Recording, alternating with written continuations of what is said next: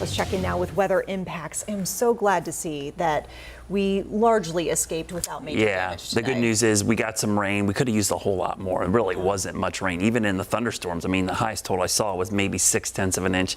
We need like inches of rain, not all at once, but boy, it would have been nice to have a nice, steady, widespread rain. Now that front's pushing through right now.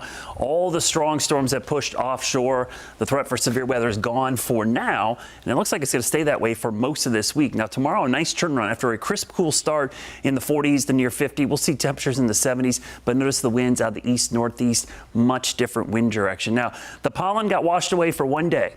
That's it. It's back tomorrow because it's dry and windy and everything's going crazy. So the pollen levels are going to stay pretty high this week. Pine is still number one. That's the yellow dust everywhere. It's not an allergen. It doesn't get into your nasal passages, but oak and sweet gum, those are smaller ones that could be causing some allergy situations. So I get the question a lot this time of year, should I power wash everything? And how long is it going to be until we're out of the pollen season? Well, I'll be honest with you, we're really just entering the peak right now. Usually around April 1st is the peak, lasts through about the middle to end of the month, and then it starts to wane pretty quickly as we go into May. Honestly, what I would do, power wash or wash the patio off twice. If you want to get any use out of it, it's not just a one-time thing. Do it now, do it again in a couple weeks, and maybe that'll be the last time we have to do it. But rain certainly helps keep the pollen levels low, washes a lot of it away. These warm, windy days that are dry just continue to push in pollen, and if it's day after day of that, we definitely could use some rain. Now, next couple of days, we're going to see the warm-up start.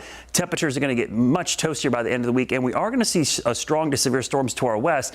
But here's the good news. I don't anticipate any strong or severe storms heading our way right now, but we could use the rain. There's going to be kind of a setup where a ridge of high pressure, it's going to park over us.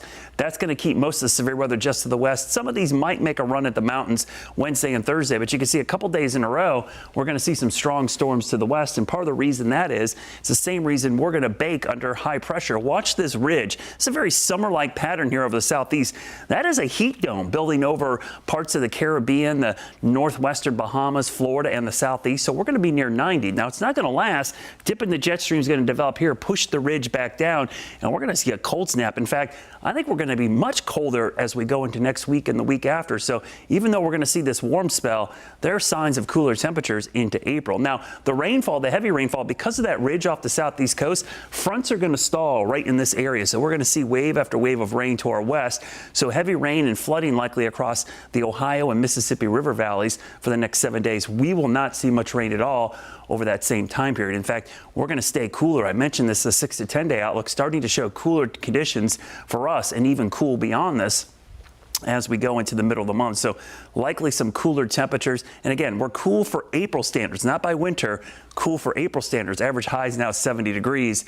We will likely be well below that. So your Guy Roofing 7-day forecast first shows that huge warm up. Yes, 84, 90, 89. That's a mini heat wave, especially by April standards. We'll call it hot because the normal high is about 20 degrees cooler than that. But next week on the 10-day forecast, much cooler. Temperatures actually below average, upper 60s. And look at Tuesday and Wednesday morning. Just a heads up, if you put stuff in early, we could see patchy frost by the middle of next week.